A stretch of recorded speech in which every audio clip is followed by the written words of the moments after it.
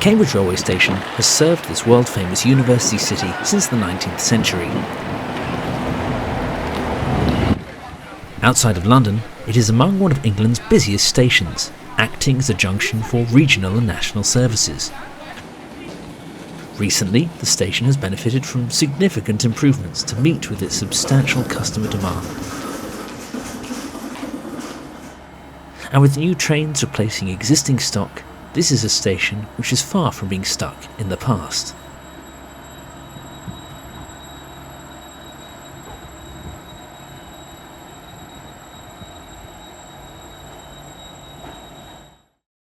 Cambridge's closest stations are Cambridge North on the Fen Line and Shelford, which is 3 miles to the south on the line to London Liverpool Street.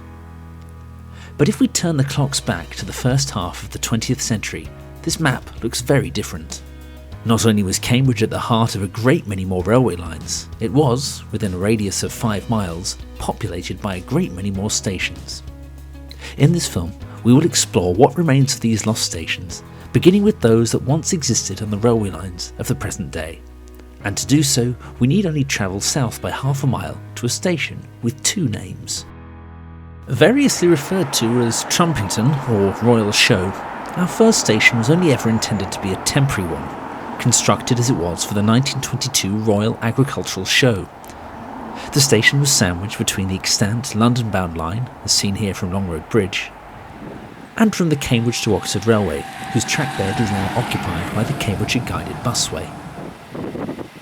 It was ideally situated for visitors to the adjacent showground, but moreover for the heavy agricultural traffic which arrived by rail. This photograph of the station looks south and shows its situation between the 2 railways, with a marquee on the right of the picture denoting the location of the showground.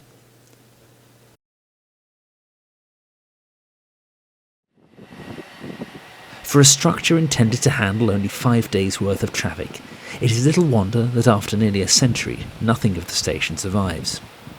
However, the site of the showground lives on as an uncultivated meadow, an especially rare sight in a city replete with developments.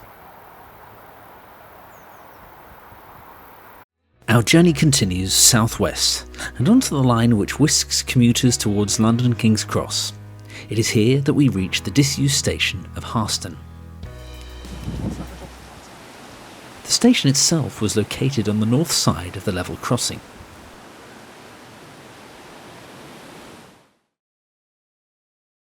Serving the village of Harston for 110 years between 1852 and 1963, this fine picture is all the more striking because so little is left.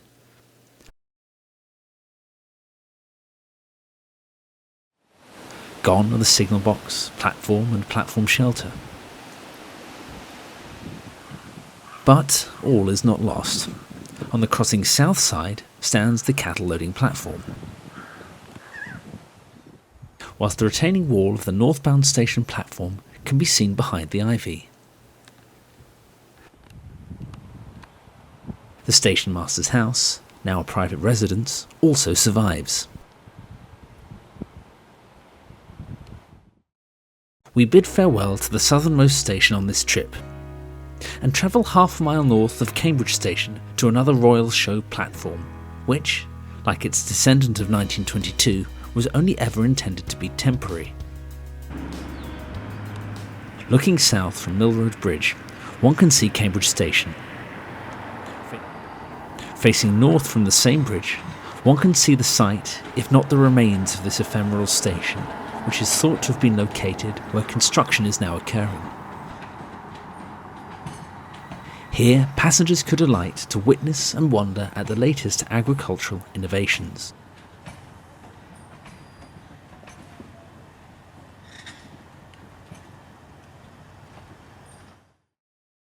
Two miles north of Cambridge Station, we reach the site of Chesterton Station. Trains would slow as they crossed the River Cam and pulled into Chesterton, which was a junction for services north to Ely and west to St Ives. The station site today, located just north of the level crossing. It remained open for 9 months in 1850 as a request stop. Today, nothing of the station survives. 200 metres north of Chesterton stands Cambridge North, which opened in 2017. The next station on our journey is an anomaly so far as this film is concerned, since it had no direct connection with Cambridge itself. The station in question is Balsam Road, which was situated on the ill-fated Newmarket and Chesterford Railway. Whereas many closed stations had their lives ended by the mid-20th century, Balsam Road is notable for being one of the earliest station closures. It shut along with the line in 1851, and all that remains is this hedgerow marking the railway's course.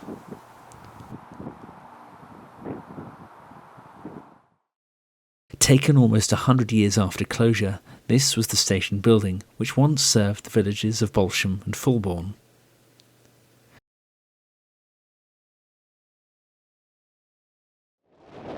This too has gone, and all traces of this railway appear to be lost to the plough. From east to west, we now visit a station which has a most fascinating and controversial history, Lourdes Bridge, on the former Cambridge to Oxford Varsity line. Some railways lose their trackbeds to conventionally dull housing developments.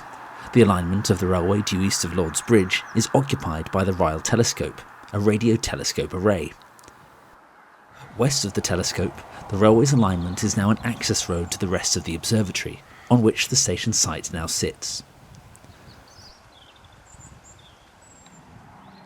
The entrance to the observatory on the A603 provides a clue as to the site's former use.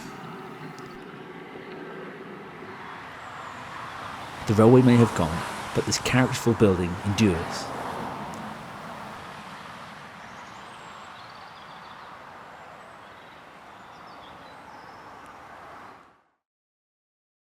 Opened in 1862, Lourdes Bridge was the first stop for trains bound for Bedford, Bletchley and ultimately Oxford. The bridge, which gave the station part of its name, is long gone. As for the Lord, who knows? Viewed from the south, it is clear that the building has been modified, but we are also afforded a glimpse of the goods shed to the east of the station. Photographs taken by this channel during a trip to the site in 2014 reveal a closer look at the station and its buildings. Inside, the waiting room is now a lecture hall. We stand on the platform facing west. The goods shed is now a store for sundry items.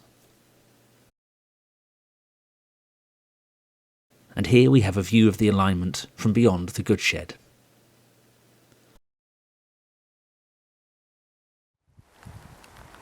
With a view of the shed in the background, we see this road, which was once a spur of line serving an ammunition store opened during the Second World War. The spur, which had several sidings, was also a forward filling depot where 65-pound bombs were filled with mustard gas. Despite the Geneva Convention, which banned the use of chemical weapons, Churchill ordered their production as a further deterrent against the Nazi war machine.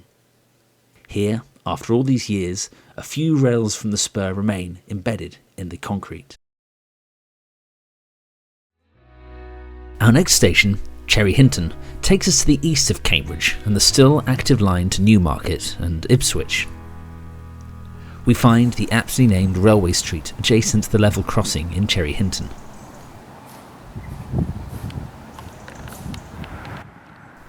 Facing west along the line towards Cambridge, we find the station house, but the station itself is long gone. Passengers could catch trains here between 1851 and 1854 when the station closed. The Newmarket Railway, who opened the station, treated Cherry Hinton as a single word, and was not the only station on the route to exhibit an unusual spelling. When British Rail operated Fulbourn Station, 2 miles to the east of Cherry Hinton, they spelt it with an E. Overgrown with ivy, we see the Ipswich Platform in the foreground.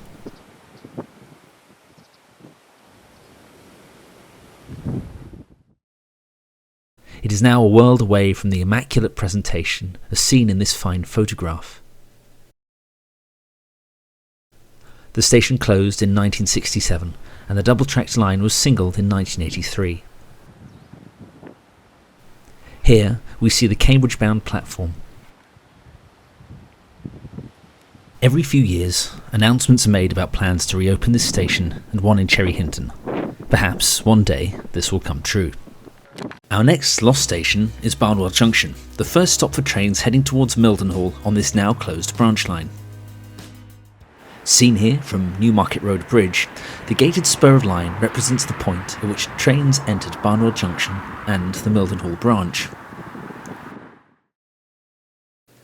As can be seen from this photograph, the station was unusually situated on the branch, offering no interchange for services north on the line to King's Lynn. The station was closed in 1962. Today, the station building can be glimpsed by passengers on passing trains, but is otherwise obscured from view. However, footage taken in December 2016 shows that the spur of line seen at Bartlett Junction extended to an oil terminal on the former Mildenhall branch.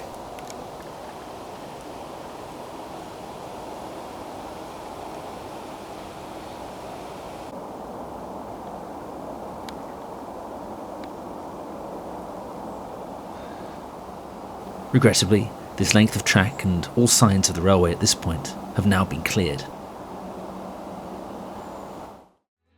Under a mile east from Barnwell Junction stood Fen Ditton Halt, serving the northeast of Cambridge.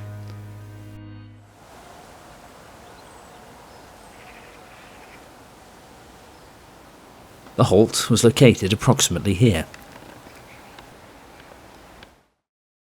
Facilities were basic to say the least, with an oil lamp, cinder platform, station name, and little else. The station closed in 1922 after 40 years. Our final station on the Mildenhall branch is Quay, just over 4 miles from Cambridge Station as the crow flies. We face south along the trackbed. Even today, the station feels quite remote and is at a reasonable distance from the village it served. Now a suite of offices, Quay has been delightfully restored after years of neglect.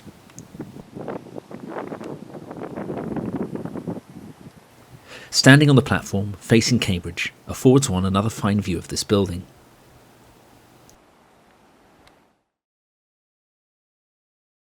In 1935, the station became an unstaffed halt, closing to passengers in 1962 and goods in 1964.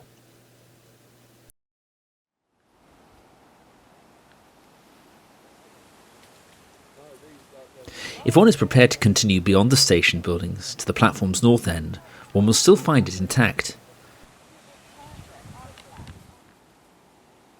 Indeed, on the platform, still set in the cement, is an oil lamp stand. Venturing further still, one can still find a siding which ran behind the platform.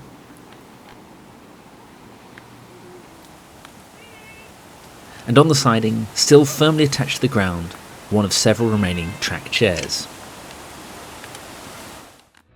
We leave the Mildenhall branch behind and travel to the northwest of Cambridge at our final station, Histon. Situated on the railway to St Ives, Huntingdon and Kettering, Histon Station building still stands.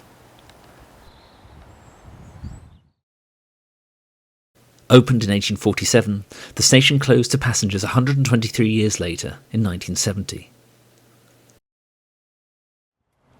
Long gone are the trains. Now the trackbed plays host to the Cambridge Guided Busway, which began operation in August 2011.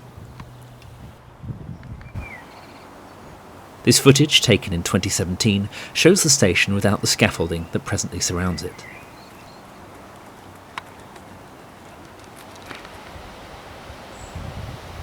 We return to 2019, where the station is undergoing much-needed restoration. Whatever the reasons for the closures of the stations and railways which once served Cambridge, one cannot help but remark at the fact that public transport such as this would be of immeasurable benefit to a city which, in the present day, often suffers from severe congestion. Yet whilst they are gone, it is clear that Cambridge's rich railway history remains for those who are willing to seek it out. I hope that you enjoyed this film. Please consider sharing it and do subscribe to this channel, which explores Britain's lost railways.